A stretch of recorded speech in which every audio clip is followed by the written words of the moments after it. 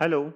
Now we are going to see next point in Hall effect, which is applications of Hall effect.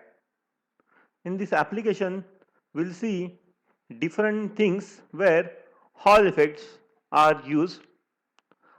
The first point, determination of type of semiconductor, that is to know the semiconductor used which is which type, means either it is p type or n type. To this determination, Hall effect is useful.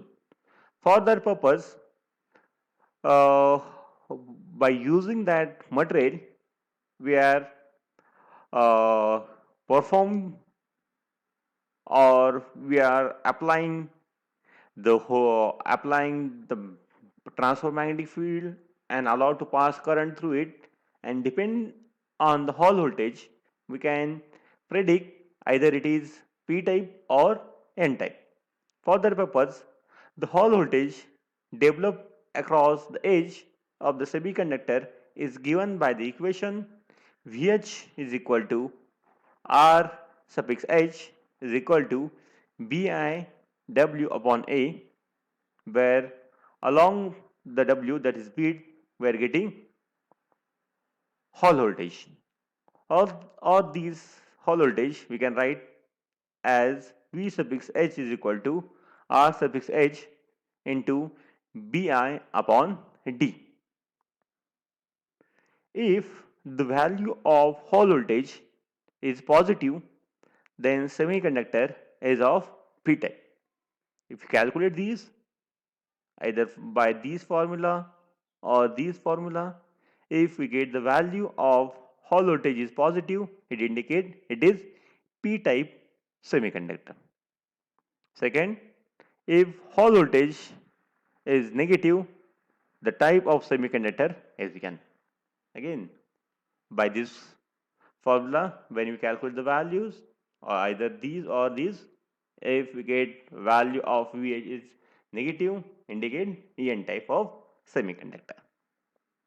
Next application, determination of carrier concentration. Carrier concentration means N.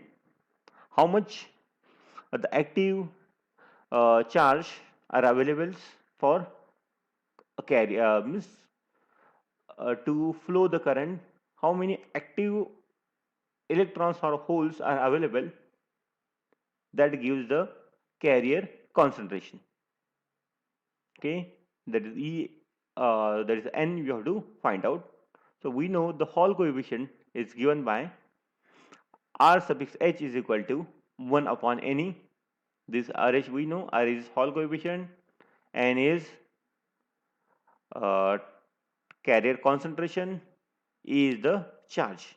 From these equation we can find out charge concentration, that is N, is 1 upon RH, that is R suffix H into E. So N is equal to 1 upon R suffix H into E gives the carrier concentration. Thus, if the value of RH is known, the charge carrier concentration can be found easily, because we know the small e is constant value, which is 1.6 into 10 raised to minus 19. In this way, we can find out the value of charge carrier concentration. They are either electron or holes. Next application, determination of charge carrier mobility, means that carrier how much they are mobile, they can move from one place to another other place, their capacity of moving, that is mobility. The electric conductivity is given by the equation which is we have seen, that electrical conductivity and electrical resistivity in semiconductor as well as conductor. So electrical conductivity is given by sigma is equal to N E mu. Sigma is conductivity, N is charge concentration, E is the charge, and mu is the mobility. Where mu is the mobility of charge carriers, which value you have to find out. So mu we can write from this equation by taking this n into e to this side. So it gives mu is equal to sigma upon ne, and we know RH, that is R suffix h, Hall coefficient is 1 upon Ne. So here instead of 1 upon Ne, we can write RH. So this equation we can rewrite as mu is equal to sigma R suffix h. Mu is equal to sigma into R suffix h, which is mobility.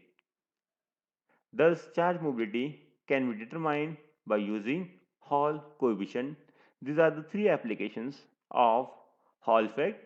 First is to know or to determine the type of semiconductor.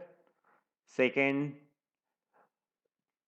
the amount of charge concentration, that is the number of n. And third, to determine charge carrier mobility, mu.